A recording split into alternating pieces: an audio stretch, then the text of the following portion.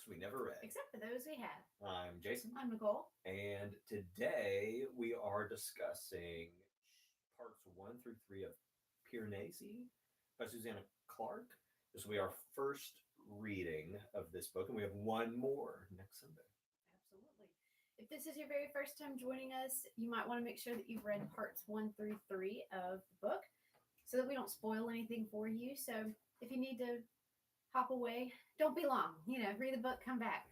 We have tons of other books playlisted for you in the playlist section of our channel. We've read so many things, and we'd love for you to go through and watch episodes of books that you've also read and tell us what you think about them. We are on Instagram for the memes. We are on Fable at Books We Never Read so that we can continue the discussion throughout our reading of the books. And it's a good place for us to take little notes and remember things that we want to talk about in the show. And we are available on YouTube Music as a podcast in case you'd like to hear us and not see us. It's my preferred way. It's not really. Most people would prefer just not to hear me. That's what the comments seem to agree to.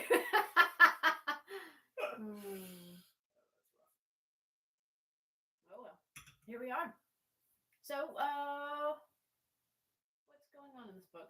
I'm getting Never Let Me Go vibes. Really? Yes. Tell me more. And because I'm getting totally different vibes.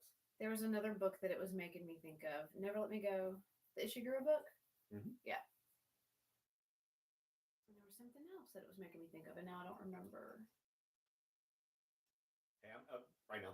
The chat is talking about the audiobook version of this book, and it is good. I don't know if anybody did audiobook for the last book for Strength of the Few. It was bad. I don't know. Lights on? Oh. God dog it. How? I'm not sure what to do about it. They worked last week. Why'd they work last week?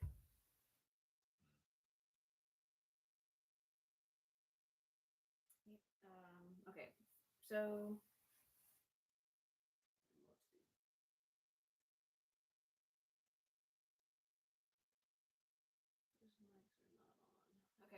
let's scooch the camera forward. We can also restart and retry. That's fine. We just have to remember to. What is fun? What is that? Mosquito. It's an ant. Oh, I don't know about that. Yeah, let's So we just need to talk really loud and face the camera. Sorry. The microphone thing seems to be hit or miss, which is unfortunate. Anyway. All right. So someone had a flashback of the dinner party from the night circus in this book. Why? Why is this making us think of all these different things? What are you picking up on? This so if you I don't know yet if once we finish the book I'll make a determination, but if you enjoy this book and sort of what seems to be the gimmick behind the scenes, I would say that you should read 7.5 Deaths of Evelyn Hardcastle by Stuart Turton. There is definitely sort of the same situation going on here.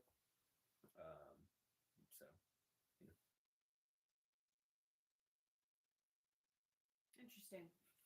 Yeah. Okay, so what do we know to be true? Because I'll say, being in the ninth vestibule and having a flooding tide situation, and then later in this reading we learned it's just a basement that floods. Mm-hmm. What's happening? Where are we? So I thought that we were at a hospital, because they at one point he described seeing someone through their window in a room across the way, mm-hmm. and jumping up and down mm-hmm. and waving. Mm-hmm. So that sounds like they're in an apartment complex or in a hospital. Well, so they are in another world ultimately, right? In a world where all that exists is the house. There's a part early on that says besides the house, all that exists is the sun and the moon and the stars, right? If you were to you can't just step up out of the house. There is no out of the house. there is only the house, and it is infinite, and it goes on and on and on, and like to no end. And he has explored, 800, you know. It's a robot vacuum. Our main character's a robot vacuum.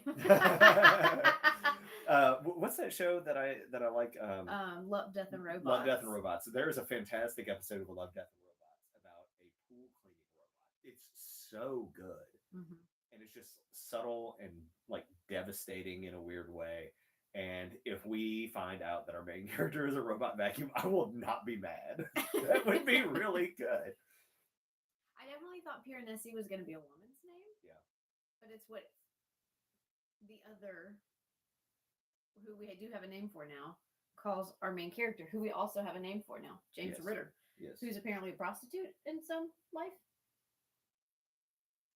Yeah, there was kind of some comment about that. But basically, ultimately what it is they are in some sort of other world or world between worlds. There's sort of indication that maybe this is like a digital space, like that I suppose is possible. But Piranesi has been there for quite some time, and well, we really got the freak showing up today.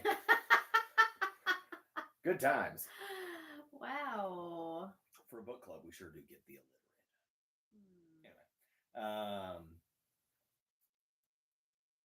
what was I saying? Maybe they're in a digital world. Yeah. So he meets this like professor who like talks about like the way they sort of like found this, and there is sort of like this discussion of like computers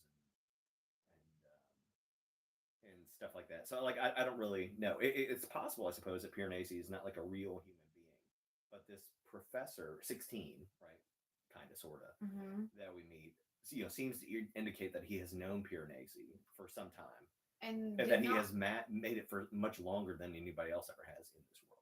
Yeah, and that he thought he was like cocky in his youth, but now that like he's old and is losing his memories or something, the guy likes him. Yeah, maybe.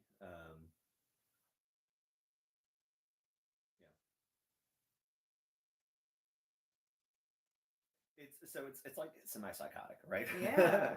And another thing that this makes me think of is Inception. And I'm going to say something about Inception, and I need, if the chat wants to blow me up about what I say, I think that's cool. Fine, y'all can do that. We can talk about what I say. But Inception is a good movie.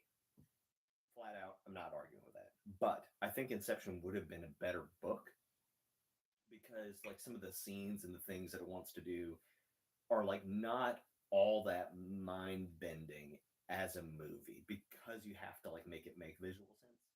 And so like it's relatively mind bending, but as a book it could be like nonsensical. And I think that's one of the really cool things that this book is doing, is that like it what you're seeing doesn't quite make sense, because it doesn't make sense, and it's not supposed to quite make sense. Yeah. Yeah, someone mentioned that the journals being all out of order makes things really confusing. Hey, I did just have an idea. What if we like turned these off and turned it back on? Is it like long press?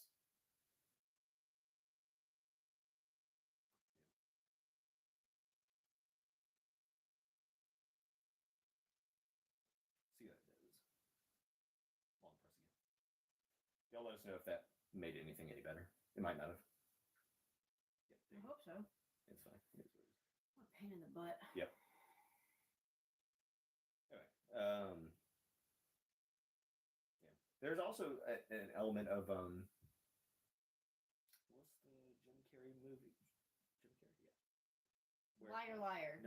No, where he's How the Grinch Stole Christmas. No, where he's in The Truman Show. Yes.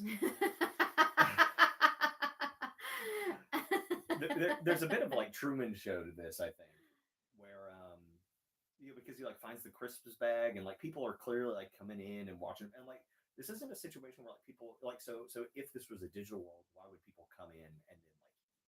You know what I mean? Like they're bringing things with them. So I've never seen that. What? The Truman Show. What? Oh, okay.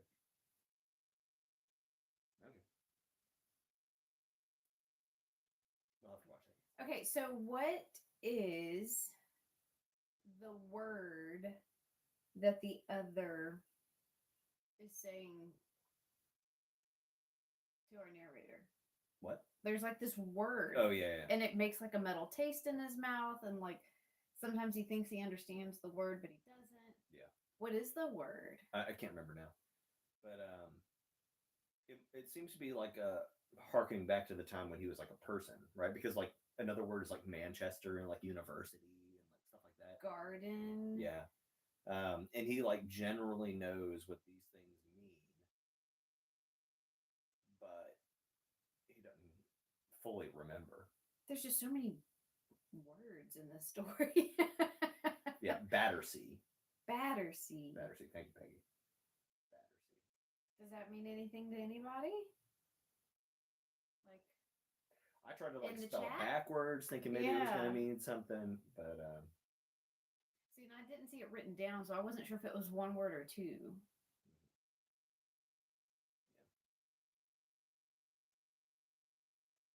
but like something has happened where they have discovered this extra space. He has gone into this space and is like slowly losing his mind, maybe, but the other is not. And does 16 want to harm the other?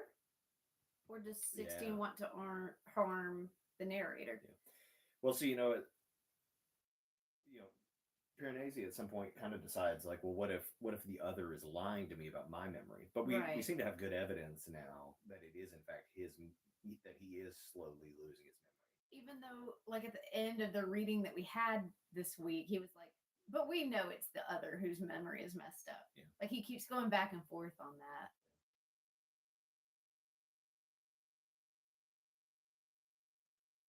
He's really just getting gassed up in someone's garage. He doesn't know. It's on a bad trip. Oh gosh. Yeah, this is confusing. It is confusing.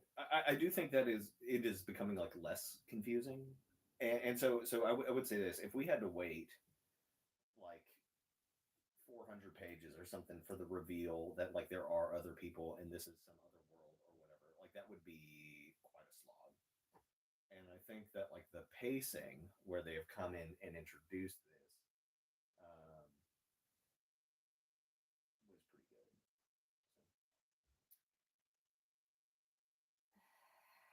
I had something else to say and I just forgot. Oh, every time he says the word vestibule, I think about the Friends episode where Chandler was trying to tell his friends when the power was out, I'm stuck in an ATM vestibule with Jill Whittaker. So those of you who have seen Friends. So here's another thing, right? Shelby is talking about the other and his research and all that kind of stuff. I think that so the other is trying to do this like magical ritual, right? Yeah. Where to discover like the wisdom of the ancients, basically, and we don't necessarily know what that means, but Just it's trying to reboot his computer. Yeah, maybe.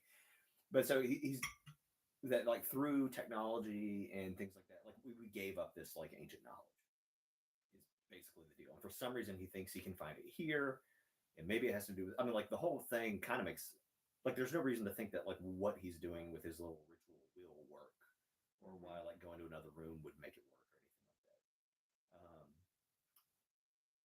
But when we speak with the professor, 16, he confirms like no, that is in fact what's going on here. Like that guy is trying to find this ancient knowledge, but we should not rediscover it. And so like that bit of the story is real. Like the guy really is doing this stuff,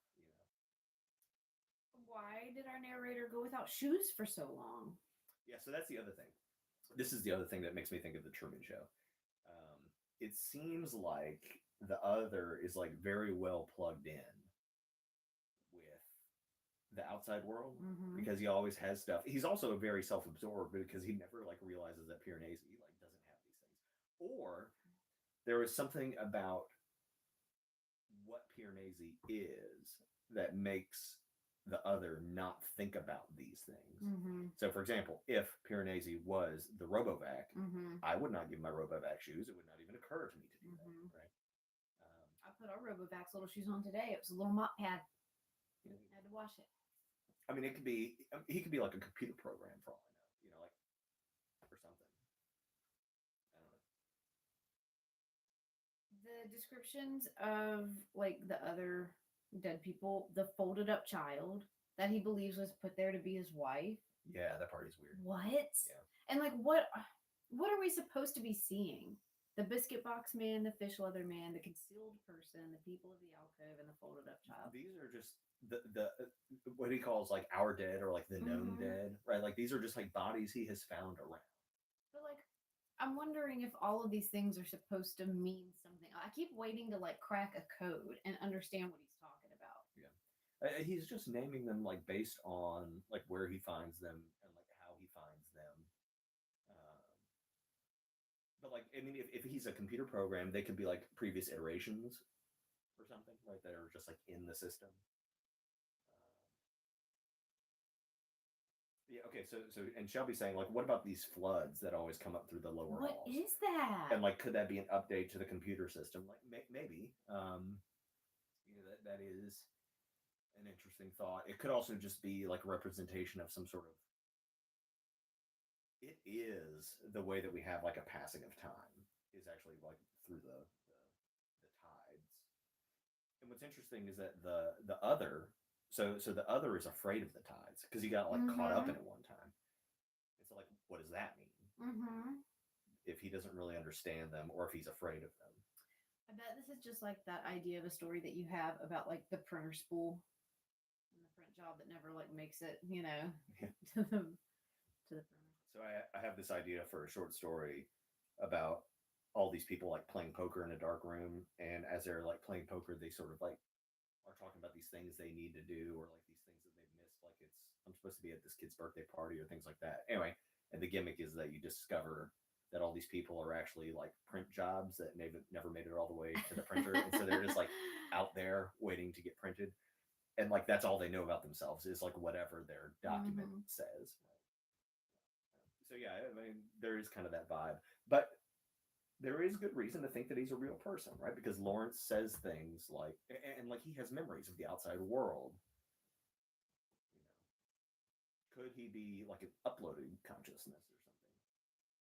So talking to, okay, if they are real people, someone brought up, I think it was Peggy, that 16 did say like, oh, I did everything they accused me of, and we do have this little story of 16 holding our narrator hostage down in like a basement or something like that for a couple of years. Like that all happened. I missed that part. But that then makes me think more about like robots or some. I mean, like, God, how dark if it's a real person. Yeah. Well, because there was like some of it was in the biography that we like got the information about what he did, and in the biography is when we put it together that the prophet 16 is the one that has done this to Ritter. Yeah. This is so crazy. Mm-hmm.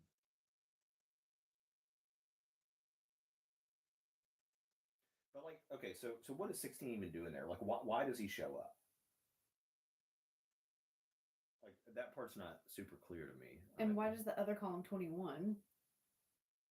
Well, so the reason the other calls him 21 is because he's not keeping track of numbers, and he knows that there is like, so at one point Piranesi is like, for all I know, 16 in his mind is 75 or some absurdly high number, right? Oh. The other knows that there are millions of other people in the world, right? He knows the truth of the situation. And so when he says, oh, it's 21, what he's doing is just messing up the number on accident. And just like letting slip that he doesn't care and it's not important. And we have another clue to that too, because Piranesi tells us that the other never cares about researching how many other people there are. He only cares about like this hidden knowledge. Like, all right, fine. Let's say this is a computer situation. What's up with the birds? What is up with the birds? What are albatrosses like symbolic of? Aren't they symbolic of death? I think so. There's like bad sailor juju. Yeah. Yeah.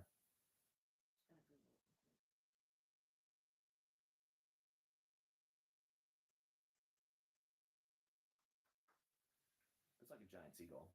Yeah. And there's also goals in there, and he's mad at the goals. He's always like whacking the goals to get him out of the way.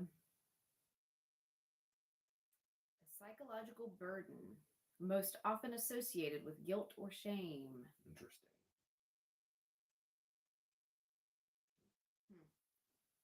Indeed. Indeed. Yeah, Rhyme of the Ancient Mariner. My freshman English teacher made me read that. Okay, interesting. So Peggy's saying albatrosses can fly for a long time before landing. That's sort of an interesting fact, given that Piranesi has been in here longer than anyone else, whatever that may mean.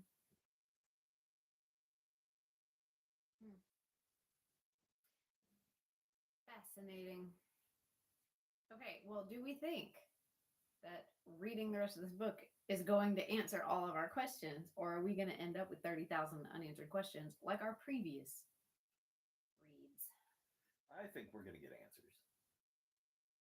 I do. And even if it's answers in the way of 7.5 Deaths, I wouldn't be mad about that, right? Like there's so much that we don't understand about 7.5 Deaths, but we understand like the story.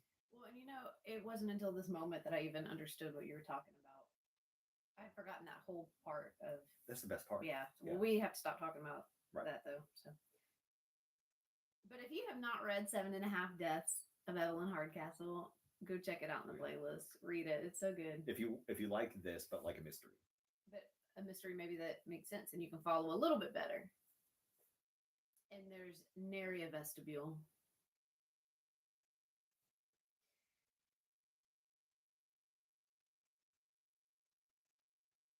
Yeah, now there's a little baby albatross. Baby traumas. Yeah, so Shelby's asking, like, is this a weird prison? That's also possible. Or, like, what if this is just, like, within his mind somehow? And, like, what we're getting is, like, the nurse and the doctor, like, coming in and talk to him, and it's just being, like, well, that's what I thought was happening. I thought that he was in, like, a little old folks home, like a memory ward or something like that. Peggy, are you saying that the narrator is not Ritter? Because I definitely was like getting the vibe that they were the same person. And that he just doesn't remember that that's who he is. Yeah, I had thought the same thing.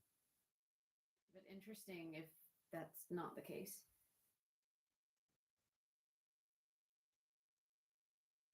I feel like, and this is short enough to do it, I feel like this is one of those books that by the end of it, you have to reread the whole thing to understand what happened. It's like find the Easter eggs that you missed. Yeah, sure. I'm going to be disappointed if this doesn't pay off. If my just sheer confusion. This is like one of the highest rated books. In the bro books? No, anywhere. Bro smut books? Anywhere. Right now. It's got to pay off. I have a lot of faith in it because I really did like Jonathan Strange and Mr. Norrell. And I did not understand everything that was going on in that book, like the whole time, but it was very entertaining and good imagery and all that. But I would tell you, I was like angry the first like 3 sentences of this book. I had to read it 7 times and I finally gave up. I was like, it either means something or it doesn't, and I'll figure it out later. So Peggy's saying that a woman took the video of the house, and the narrator is not Ritter. Ritter is a janitor in an asylum. It says it reminds him of the house. So this also, talking about Jonathan Strange and Mr. Norrell, which was also written by Susanna Clarke. If you haven't read it, it's good. It's just much larger. Check it out in the playlist section. Yep. This kind of reminds me of going to the other world, to like the Fae court. And it's just like moderately psychotic the whole time. There's a lot of that here. Or, yeah, this book just might be on par with this season of books you never read, and there's a fungus among us. Might be.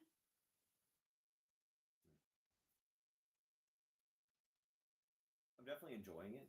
I like the style. I like books that like push you to have to visualize things. Not always, right? Like it can be exhausting, but having to like just imagine what this is like. I think this also might hold a special place in my heart because I have this recurring dream about finding extra rooms in my house, and this has like a lot. Don't look at them. Look at me. Don't look at them. This reminds me a lot of that. Like, Hashtag the retreat. Check it out in our playlist section. forgot about that one. We've read so many things. Yeah. Wizard in the Bushes. Yeah, I don't know. I have absolutely no guesses about where this is going, and I think that's by design. Do you trust the house? Is the house a whole character of its own? Sure. Is the upside down? Interesting.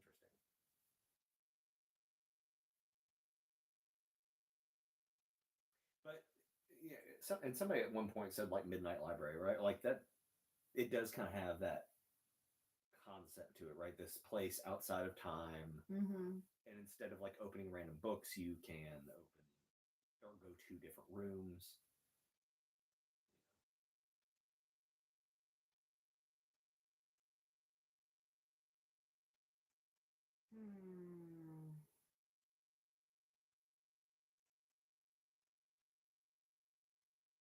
Anyway, that's all I got. It's a relatively short show today. Yeah. It's an upside down. I do look forward to finishing. Like I just want to know. I just want to know. I just want to get out of this fever dream. No, Yeah. no, I don't necessarily want to get out. I just want to understand. Like, I'm intrigued. I'm not enjoying the environment. This is stressful. My boy doesn't have shoes on. He's trying to make socks out of seaweed. He's trying to visit the 88th vestibule in the year of the albatross in the 10th month. And I just can't. I'm short circuiting. Like, it is unpleasant. We've got 16 running around who may or may not be trying to kill people. I don't like that we're calling the other the other. I actually like that. Well, because it's interesting because like to Piranesi, like He's the other human, the other that's living it. person. I mean, like that's it. But to 16, he was like, oh, so even in both lives, he was an other because he was brown, and I was like, oh, that's not cool.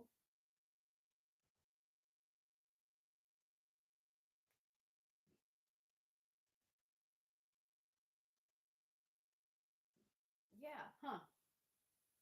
I just gotta know. He'll never find it. It's not here. It doesn't exist. The great secret knowledge. Mm-hmm. So if that's what he's here searching for, like what is Piranesi here for? Right. And did Piranesi choose to come here? Fair. And has just forgotten that he chose to come here. Early on, doesn't he say he's been there for like 2,000 years or something? I know he just like is like 35. But at one point I really feel like they said he's been there for like 2,000 years, or he thinks he has. I don't remember that. But then the journals like don't add up to all that. Yeah, I could be making that up. I wouldn't remember anything either if I'd been around for 2,000 years. Well, he remembers everything. Except for having this conversation about his memory sucking. Right. So, not everything.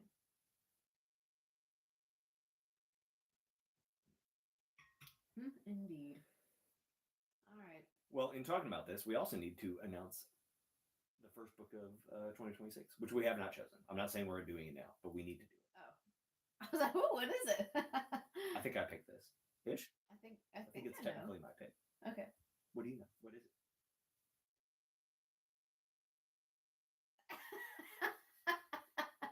Is it the rose one?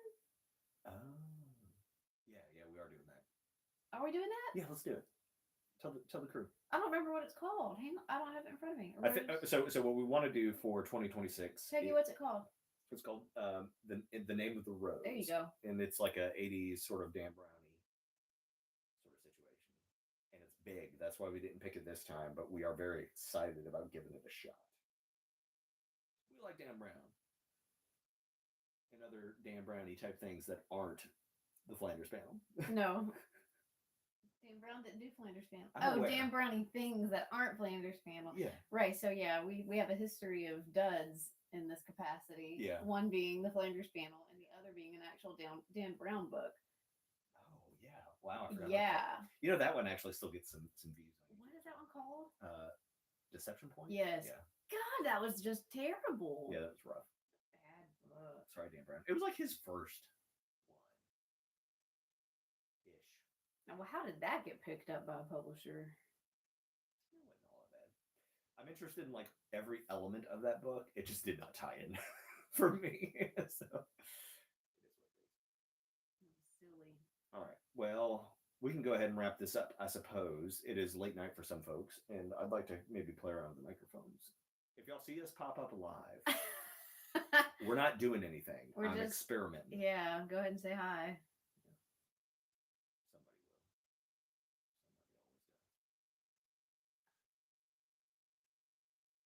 Somebody always does. Oh, digital. That's a Dan Brown. I don't remember that one. And I think there's a newer one out too.